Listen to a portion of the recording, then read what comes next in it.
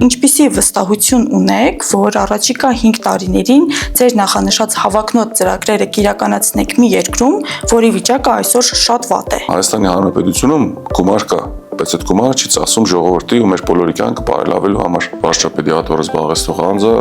անհասկանալի խոստումներ են տալիս, որ առաջին անգամ է տեղեկացվում, որ Գյումրիում վատ վիճակ է կամ օրվա իշխանություններին է մեղադրում։ Իշխանության խոսույթը տանում է այն կողմ, որ այսօրվա ձեր դիրքորոշումն ավելի սադրող է։ Ռամիլ Սաֆարովները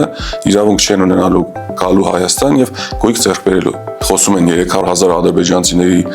Հայաստան գալու մասին։ Իշխանությունն ասում է, որ այդ թեզը ավելի շատ դուք եք շահարկում։ Տա Աստված, թող մենք շարժող լինենք, մենք է սխալ լինենք։ Ասոցացնում են Ռուսաստանի իշխանության շահերը սպասարկող կուսակցության հետ։ Մեր ուղղվածությունը լինելու է բոլոր հնարավոր ու անհնար երկրների հետ։ Ես գիտեմ, որ առաջիկայում նաև մեծ հանրահավաք է նախատեսվում Գյումրիում։ Ամսի 30-ին ժամը 6-ին դուրս կանք վերջապես այդ թուլամորտի կարգավիճակից ու գնանք դեպի ուժեղ Հայաստան։